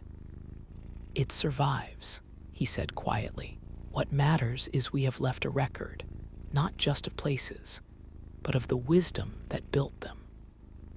The final night in camp was marked by a gentle gathering at the fireside. For once, the talk drifted to stories rather than figures, each voice, including Layla's, carrying notes of longing and tentative hope. They spoke of routes obscured by the coming railways, of wells that would soon be capped or forgotten, of children whose sense of place would grow thin in the shadow of transformation. No consensus formed about what should or could be preserved, but woven into the dusk was an acknowledgement that loss could be softened by remembrance, if not forestalled altogether. At dawn, Layla and Majar departed the encampment, their footsteps muffled and slow.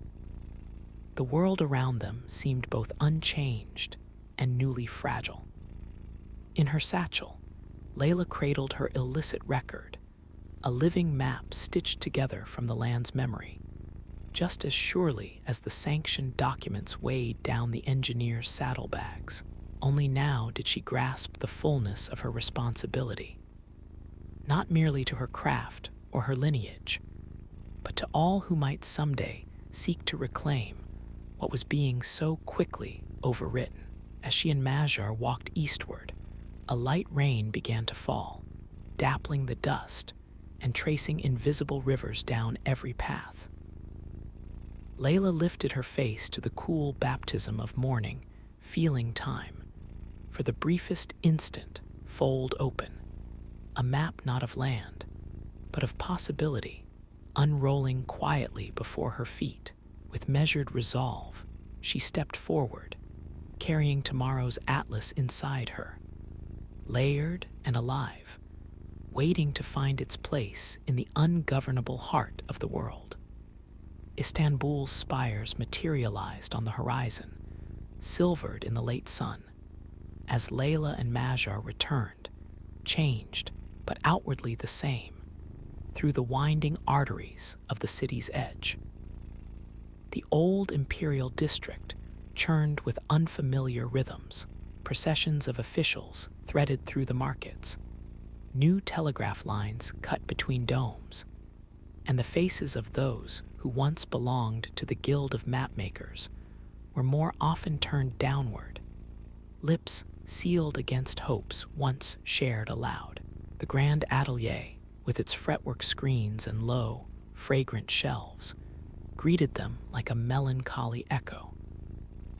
Quiet remained in every stone, and yet an undercurrent of expectancy vibrated beneath the silence, as if the building itself hoped some part of its legacy might yet be rescued from the undertow.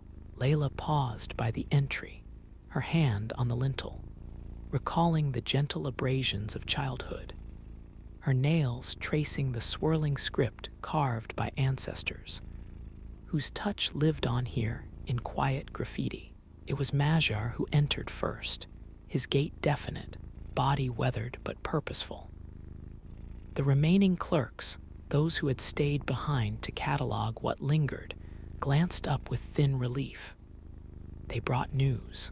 More workshops had closed. The Sultanic Bureau was consolidating its archives, and foreign cartographers now commanded entire districts with their efficient, impersonal forms.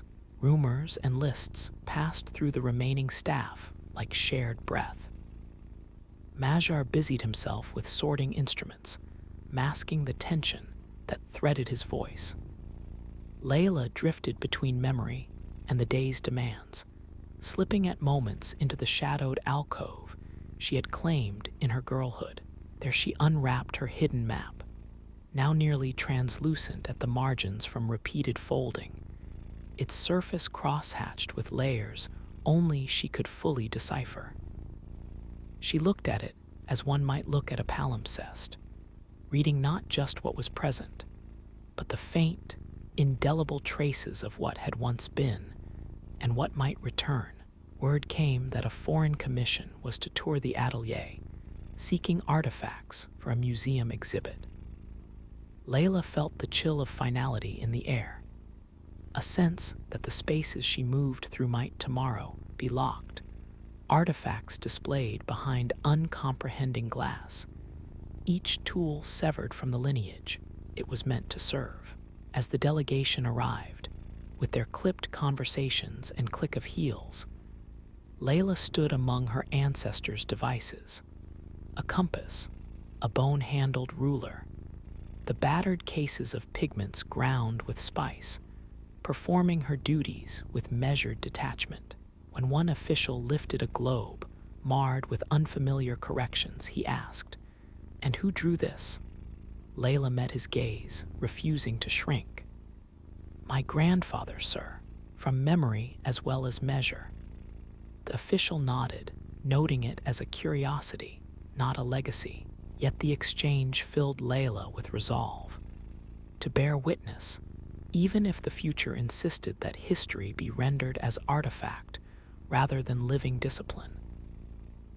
That evening, she lingered alone in the storeroom, her fingers finding the edge of the unfinished ancestral atlas. By lamplight, she added the newest layer, shadows of recent roots, markers only those who listened closely would decipher, the silent testimony of wells and forests. Footpaths whispered through generations, but banished from official charts.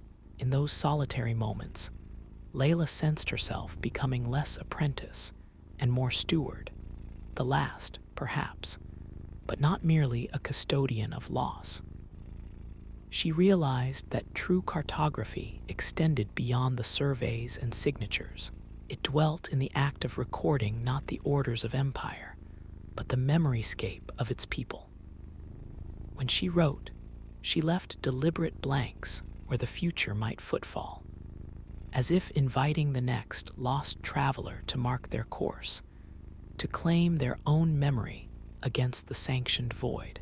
Smaragd departed soon after, his farewell brief but heavy with unspoken gratitude.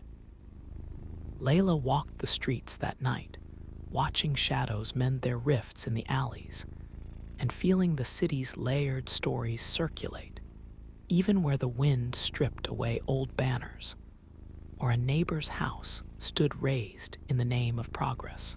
The city endured, not always triumphant, often scarred, but possessed of a secret resilience. She greeted a baker who once delivered bread to the atelier, passed a gate where her mother's friend had lived, and paused by a fountain inscribed with verses nearly worn to oblivion. Every corner bore the faded footprints of someone who remembered the land otherwise.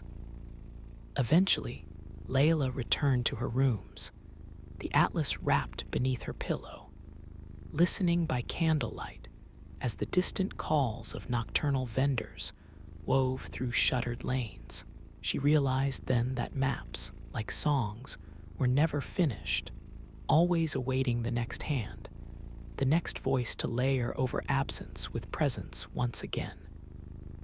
Closing her eyes, she held her legacy close, a living record in ink and dust, hopeful in its incompleteness, certain that so long as even a single page remained, the soul of a vanished world might someday be navigated anew.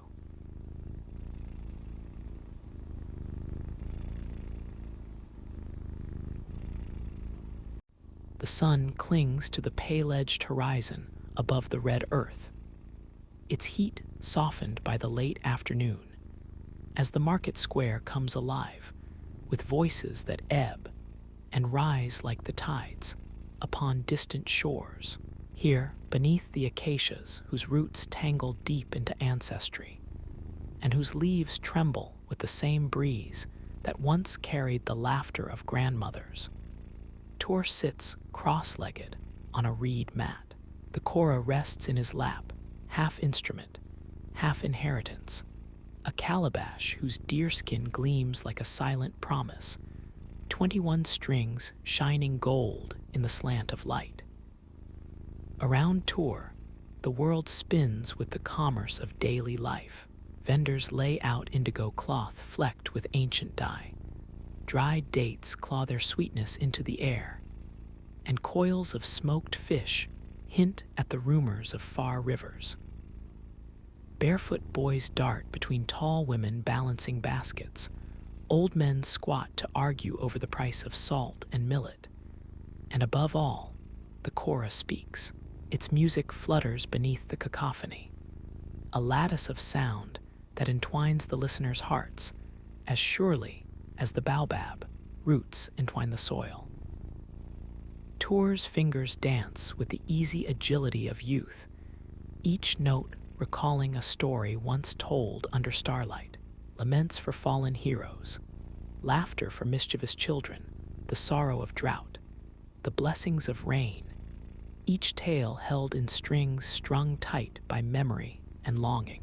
There are those in the crowd, the oldest, seated in patient semicircle, who are not there for commerce, but for the remembered echo of their own forebears' songs. Their eyes close against the noise, opening only to the hush between phrases, as if listening for voices only they can hear. Yet this day, strange new rhythms rattle the piece of tradition. The village square, usually threaded with the familiar shapes of Mandinka and Fulani, finds its edge crowded by a caravan of sun-burnished cloth and sullen, unfamiliar faces. Colonial traders, delivering their measured words atop an undercurrent of impatience and gold, have returned.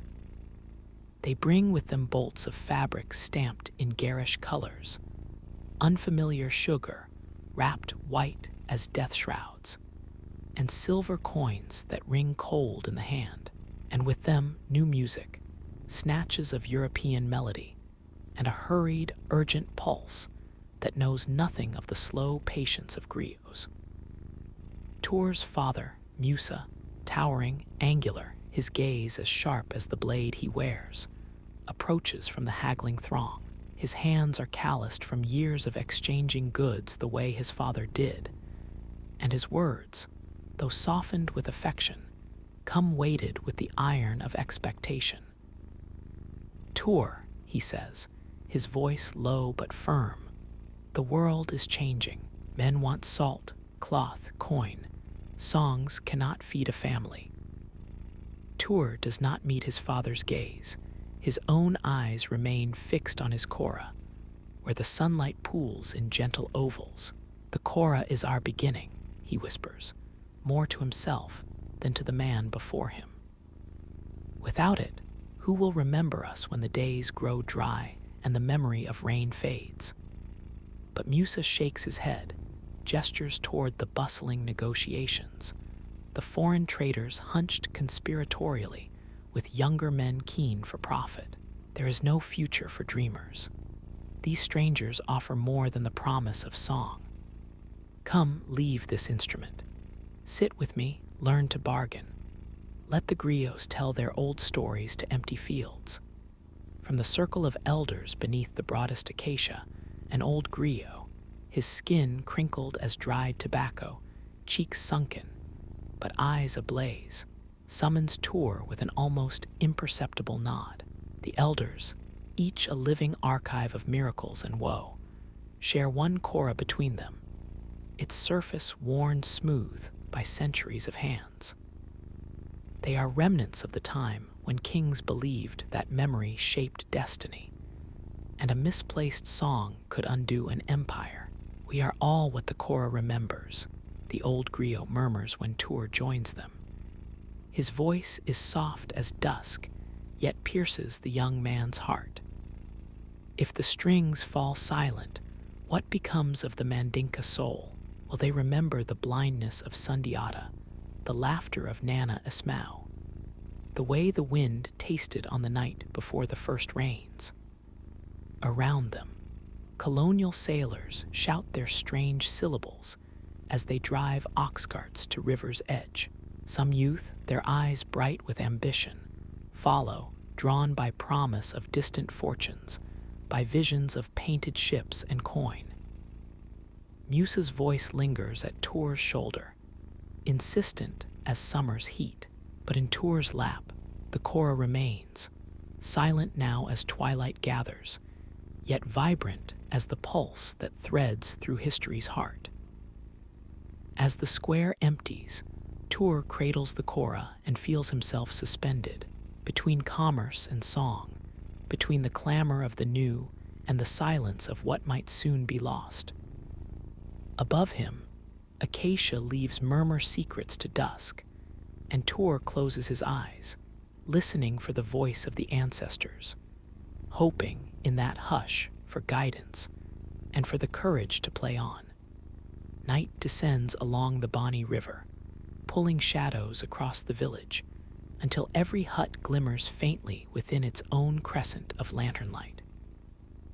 Somewhere beyond, the babble of the departing riverboats, now swollen with goods and foreign laughter, drifts over the threshold of silence. The elders, scattered beneath the canopy stars, hold in their posture an unspoken lament. Tour walks among them, his sandals brushing dry savanna grass, his thoughts drawing patterns as intricate as the carvings on an old balafon. His father's words linger.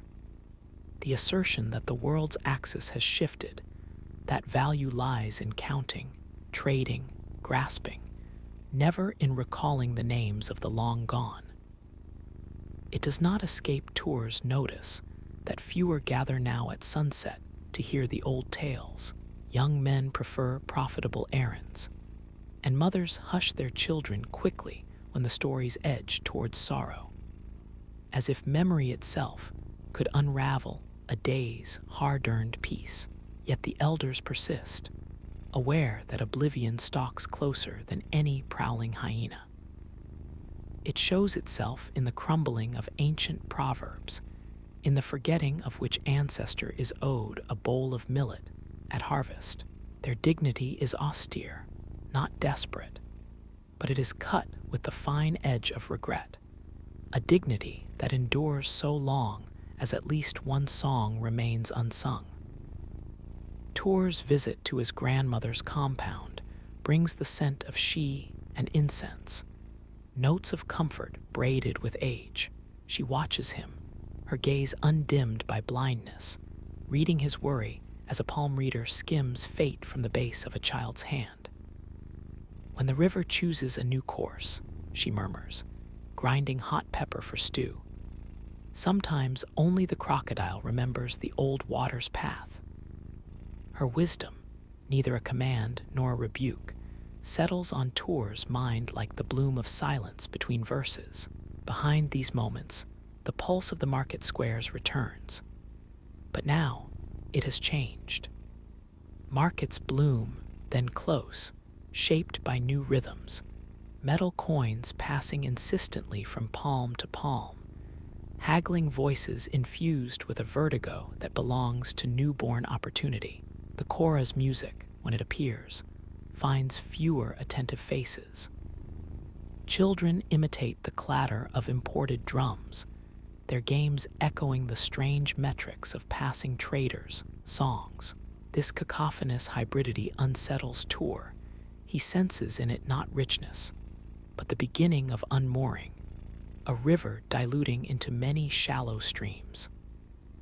At the foot of the mosque, where men gather to judge grievances, an argument explodes about land, about honor as always, and now about the meaning of community itself.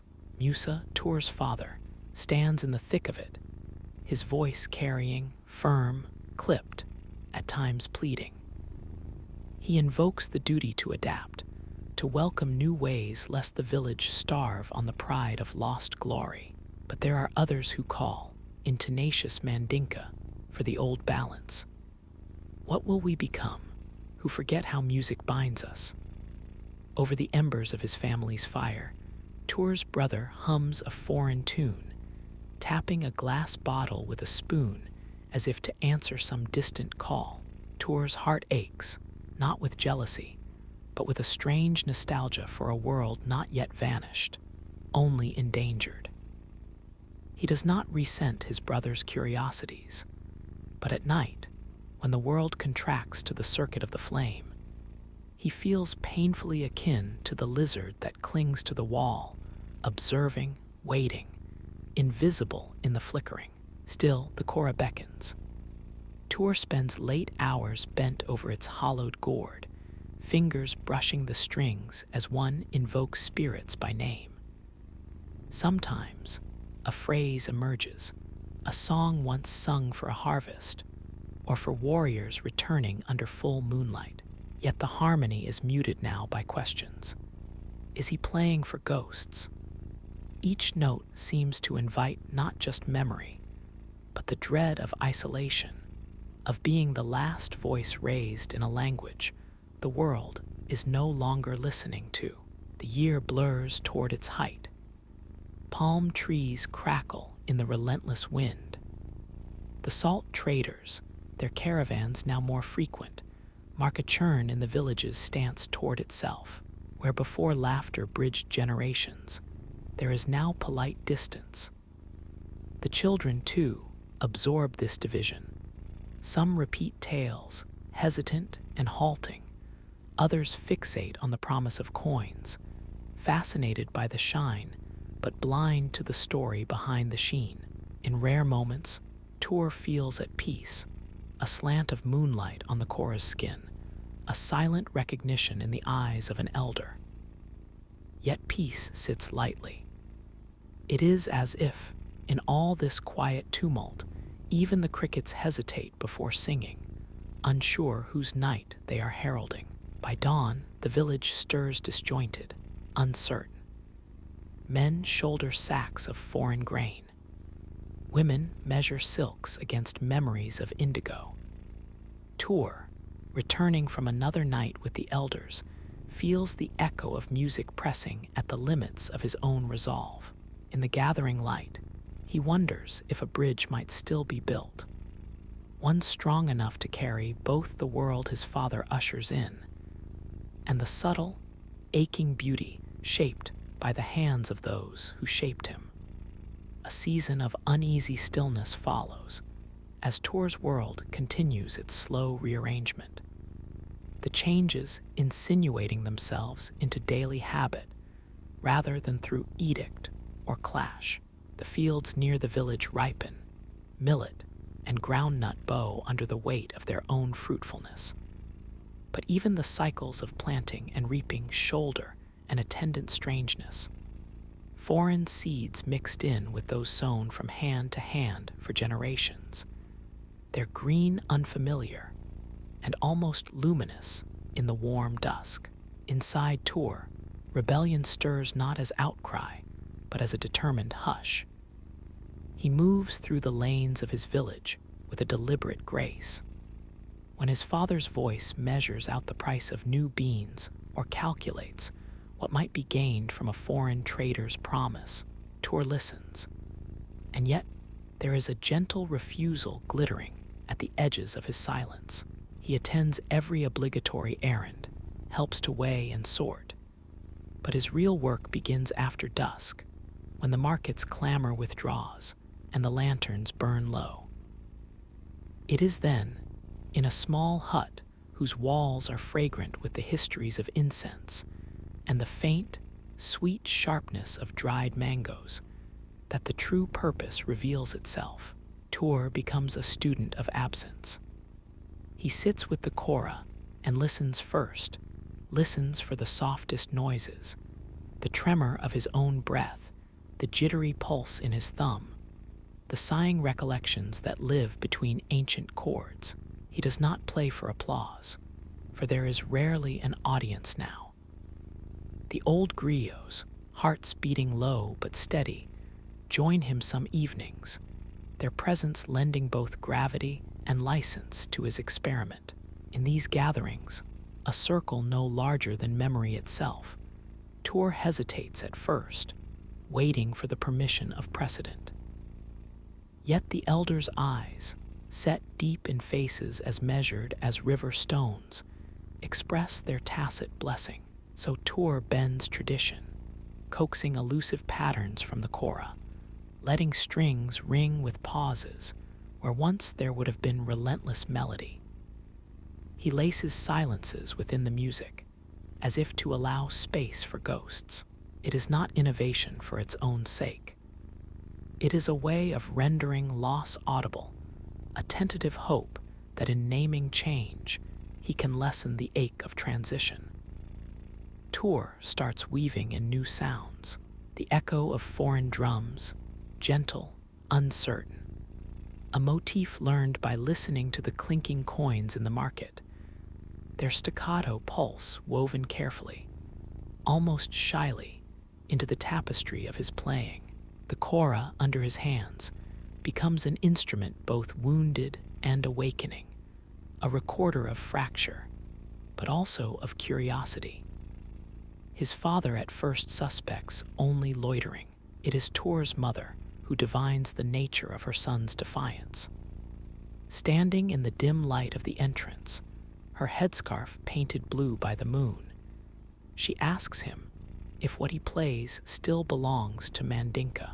Tour, uncertain, can only answer, "It belongs to my longing." She says nothing in response, letting her palm rest on the doorpost, caught between blessing and worry. But word sweeps through the village, as it always does. The elders, some wary, others delighted, debate what Tour is making. Is it Mandinka? Is it foreign? Is it even music? For some, this is a dangerous indulgence, the relinquishing of vigilance before an encroaching tide. For others, a spark of proof that what survives is not always what is unchanging, but what is called forth anew, whispering from the heart of what risked forgetting. One cloud-washed afternoon, a small cluster of children gathers by Tour's door, drawn by word of his night playing. Too shy to stay, they slip away at his first glance. But sometimes a brave few remain, silent but observant, their hands unconsciously tracing rhythms in the dust. At these times, Tour plays more simply, plucking melodies that were his own lessons once. Water fetcher's songs, the lilt for pounding yam, patterns of rising sun. He sees before him, fleetingly, an audience not yet lost to commerce, not yet distracted by the glimmer of elsewhere. Sometimes, a trader from another land passes by and halts, captivated not by the novelty, but by the unexpected resonance, the sense that this music, for all its unfamiliarity, is speaking of something shared. In the fractured world of exchange, a common hunger for meaning finds unlikely meeting ground in Tour's twilight songs.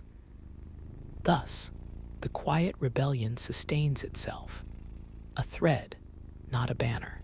It is an act less of resistance than of remembering aloud. Around Tour, the air thickens with possibility, as if each note might braid together what the world insists on unraveling. And on some nights, after the songs and debates have faded, Tour dares to hope that in the subtle changing of the tune, there might be, against all odds, a future for the kora that is neither relic nor ornament, but a living tongue still learning to speak. The year's rhythm sharpens, harvest gives way to leaner months, and the physical work of survival presses with new urgency as stocks dwindle and weather grows capricious. The village, once gentle in its routines, now walks a taut line between hope and hardship, its people knitted together by necessity, yet increasingly split by purpose. Tor moves among them, his hands marked by the weight of baskets and the bite of cold water, his face grown leaner with the discipline of waiting. His nightly songcraft persists, secret and steady, running beneath the day's toil like a hidden root. The arrival of colonial administrators is announced not by celebration, but by an eddy of wariness. Their footsteps, measuring out entitlement across village thresholds, bring new edicts, rules about property, fees for land, instructions for harvest that disregard the pulse of seasons. In their ledgers, the Korra is only a curiosity, a strange distraction. Yet as their presence settles, sometimes polite, but keenly awake to what can be taken, the old patterns of life curl tighter around what is threatened. In houses marked by the waxed shine of ancestors' portraits, faint outlines pressed into earthen walls, debate sharpens. The world listens for a drum it has never heard, murmurs one of the elders to Tor, as the community gathers beneath a moonlit baobab. But it's our strings they'll forget first, and with the strings, the wisdom that wandered in between. Such talk galvanizes some, repelling others, a younger generation, their eyes bright with ambition and the ache for security. Advocate not compromise, but full departure. Why defend what is no longer profitable nor seen as brave? Yet others dig in, relearning prayers and songs, reviving rituals thought left behind. They come to Tor as dusk loosens the world's grip, curious if he might teach them, not the staid epics of old, but the new forms he has conjured from the churning of loss and desire. Tor's sessions grow in number and intent. Friends convene quietly at first, children, a few uncertain cousins, one or two of the emboldened elders. They bring scraps of food, a flask of tea, stories of the day's indignities and small victories. The Korra, its voice both familiar and newly strange, becomes the axis around which they spin their own resistance. Worn laughter and staccato hushes, sharp arguments quickly forgiven, the tentative blending of tradition with something that cannot yet name itself. Tor listens as much as plays, letting his music shift with each heart that enters the room. He is not griot in the classical sense. He is too full of question for the office of certainty, but he becomes the hearth, the place to which the uncertain are drawn. Outside, the village fields reflect the confusion of the human sphere. Imported tools are scattered among hand-hewn implements, some yielding faster harvests, others lying abandoned, unsuited to earth that remembers a slower caress. Children, left alone amid rows of bean plants, invent new games, fusing words from dialect and colonial tongue. Their laughter a song that no griot could have foreseen, a testimony to adaptation as much as loss. One evening, Tor is bidden to play at an assembly where elders and colonial officials debate the future of the village. Under the scrutiny of both, his Korra feels heavier, the strings stiffer in the cool air. It is not a moment for innovation. The tune he selects is old, entwined with longing and petition, a reminder of kings who once weighed justice to the tempo of music. The melody, slow and insistent, passes through the gathering like a question to which no one holds the answer. The village elders lower their heads, the officials force polite smiles, but when Tor dares, in the closing phrase, to braid a foreign motif into the lament, the effect is disquieting, a fracture that both exposes and, in a subtle way, heals. Afterward, he lingers beside the embers, wreathed in the tension of competing worlds. One elder approaches, voice husky with fatigue and reverence. We ask not for preservation without breath, Tour, give us change if it comes with remembering. The words settle over him, kin to blessing and warning alike. Against the city's encroachment, his small circle becomes bolder. Young men and women caught between markets and memory gather with Tour to practice both song and silence, a resistance of custom and an act of self-creation. In these sessions, rules blur, a melody winks at mischief, another closes on a chord borrowed from a Christian hymn, another dissolves entirely into the echo of rain. They begin to understand that there can be harmony without uniformity, an inheritance that is neither passive nor rebellious, but a living negotiation. So a new music takes root. Its beauty lies not only in defiance, but in its capacity for resonance, the way it gathers all it touches, listens as it asserts, and bends, but does not accept erasure. In the narrow lanes, as the last of the dry season passes and palms begin to whisper of rain, the memory of the Cora grows more complicated. It is lament and longing, yes, but also a gentle, persistent uprising. The promise that in the heart's secret chambers, some chords, once plucked, will never quite fall silent. Rain arrives with the tenderness of a long-forgotten promise. The first drops fall at dawn, soft on rooftops coaxed silver in the gentle new light. For the Mandinka, this is the truest turning, a time when earth exhales and seeds, hidden in drought's stern embrace, begin to stir, called forth by rhythms older than memory. On such a morning, Tour wakes before the birds, the scent of rain-laden clay rising around him, a balm not only for parched fields, but for the uncertain hush that has hung over the village for so long. The Cora stands where he left it at night's end, its body gleaning the stray pearls of mist. Tour approaches with reverence touched now by ease, feeling how each dawn, each gathering, has worn away the sharp edge of his loneliness. No longer merely the keeper of an endangered art, he awakens to the notion that a living tradition need not be identical to what came before. Rather, it endures by adapting, bending toward the future as faithfully as shoots lean toward the rain. Within the village, a quiet transformation unfolds. Old rivalries seem less urgent, tempers tempered by the labor of planting and the small miracles of growth. The circle around Tour has grown beyond his imagining, children whose first language now blends Mandinka and foreign sounds. Elders offering counsel, flavored with warmth and wry concession. Even his father pausing longer at the doorstep, listening more attentively to the subtle shifts in his son's playing. Commerce persists as it must. Wealth is measured still in harvests and coin. But the value of shared time, of collective listening, has quietly risen, a new and less visible currency enriching the day.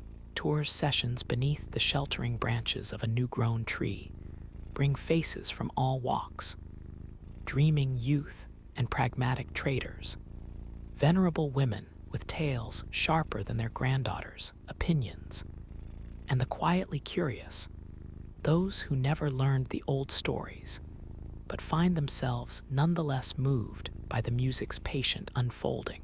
Here, Tour no longer guards the Cora like an heirloom. Instead, he places it in eager hands, guiding small fingers to pluck hesitant patterns, laughing softly when missed notes spiral into improvised invention. Sometimes, he plays alone at the village's edge, letting his music drift where land meets water and frogs call out in wet jubilation.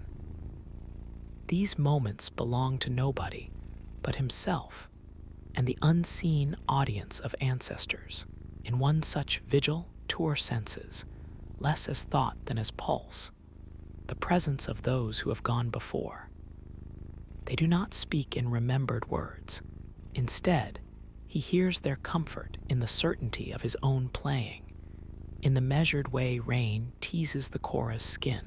What once was solitude has softened into kinship, a lineage not of names, but of sound and attentiveness, of courage to change and faithfulness to what endures.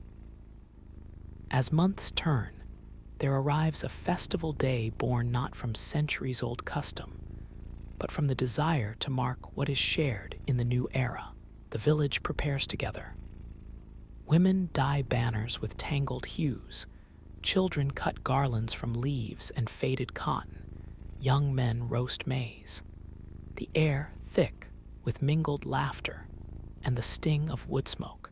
A stage is built from rough planks, not too grand, but lovingly swept, beneath the same tree that once shaded tours' secret rehearsals.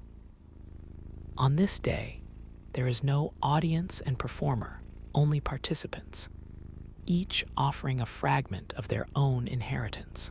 Tour leads with a song recognizable, and yet utterly transformed. He invites elders to chant old verses, children to add their invented refrains, traders to tap foreign rhythms on borrowed drums. The music expands, unhurried, its harmonies admitting mistake and joy alike, drawing from every presence, those of flesh, those of memory, those of longing. In this collective weaving, the Cora is no longer merely a vessel of nostalgia or warning. It has become a crossroads where histories meet and make room for futures neither feared nor blindly awaited. Night, when it falls, leaves the community in gentle communion. Lanterns gutter low but never fully darken. Stories trade laps and pass into dreams. Before sleep, Tour steps outside to listen, not to the chorus of frogs or the distant call of the river, but to the human hush, a pause between what has been and what may come. In that silence, he finds neither emptiness nor loss, but a resting place, the harmony of many voices sustained and sustaining, the soft but certain promise that the Cora and the spirit it carries will never again be wholly alone.